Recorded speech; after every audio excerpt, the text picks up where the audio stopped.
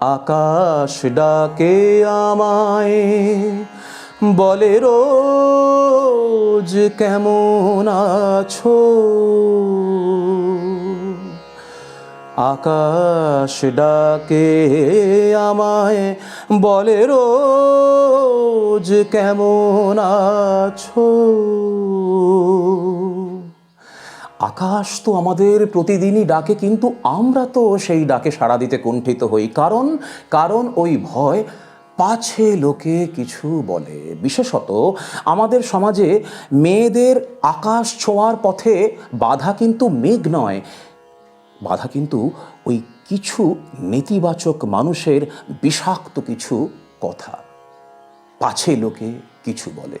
আলোচনা করব আজকের ভিডিওতে। নমস্কার, আমি পুরুষোত্তম, দর্শনে শান্তিতে সকলকে স্বাগতম।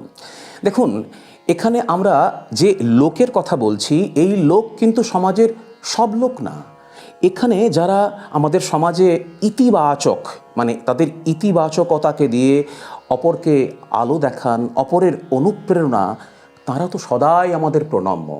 কথা হচ্ছে সেই সমস্ত ব্যক্তি যারা তাদের নেতিবাচকতাকে উপজীব্য করে জীবন চর্চা করেন এবং তারা তাদের বিষাক্ত তির্যক মন্তব্য দিয়ে অপরের স্বপ্নের উড়ানের বাধা হয়ে দাঁড়ান, অপরের উদ্যমকে শেষ করে দেন এবং অপরের স্বপ্নের পথে কাঁটা হয়ে দাঁড়ান।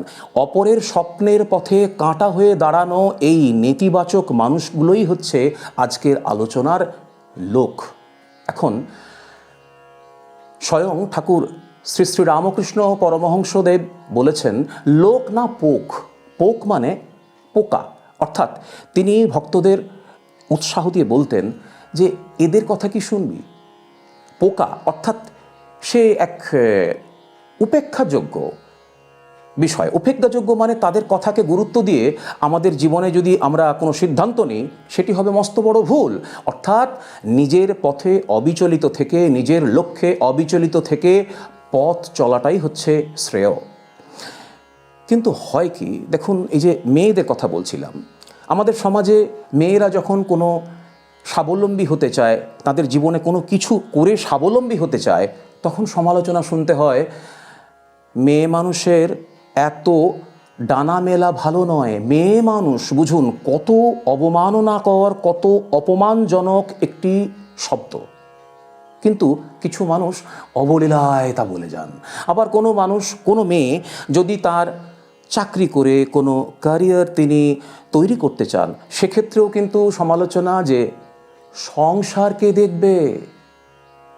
আবার কোনো মেয়ে যদি তার শিল্পচর্চার মাধ্যমে, শিল্পকর্মের মাধ্যমে এক নতুন পরিচয় তৈরি করতে চান, নতুনভাবে বাঁচতে চান, সেক্ষেত্রেও সমালোচনা, মেয়েদের এত স্বাধীনতা ভালো নয়। অর্থাৎ মেয়েরা উচ্চৈস্বরে হাসলেও দোষ, আবার কাঁদলেও দোষ। কোনো মেয়ে যদি আবার ধরুন বিচ্ছেদের পর নতুনভাবে সে বাঁচতে চায়, সেখানেও নানান অপমানজনক উক্তি, নানান তির্যক উক্তি, নানান সন্দেহ, অর্থাৎ সব জায়গায় কিন্তু ওই পাছে লোকে বলার ভয়। এবং এই পাছে লোকে বলার ভয়ে যদি আমরা কুণ্ঠিত হয়ে যাই, যদি আমরা আমাদের স্বপ্নগুলোকে গলা টিপে মেরে ফেলি, সেটা কিন্তু হবে একটা মস্ত বড় ভুল। আমি শুধু মেয়েদেরকে একটা কথা বলছি, দেখুন, আপনি মাটি নন যে আপনাকে সবাই পায়ে মারিয়ে চলে যাবে। আপনি আগুন, আপনি আগুন।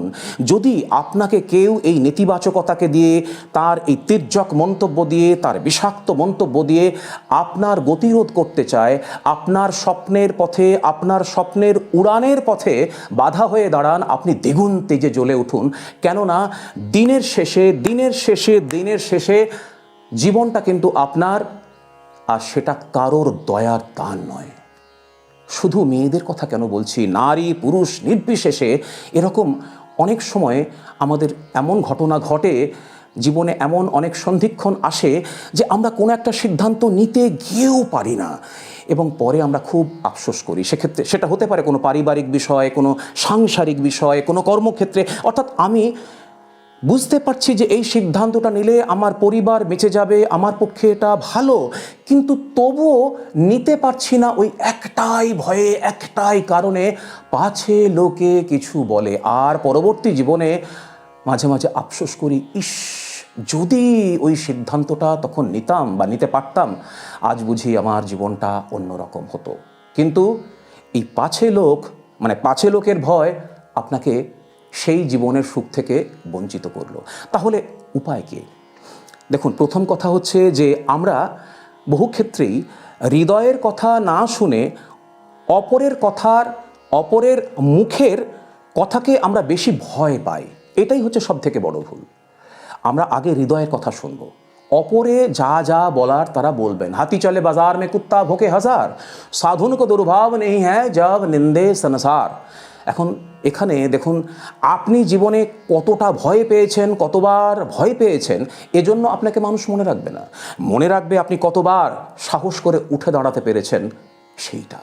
এজন্যই তো স্বামী বিবেকানন্দজি আমাদের সকলের অনুপ্রেরণা, এবং তিনি বলছেন, উপনিষদের অনুসরণে বলছেন, rise awake and stop not till the goal is reached.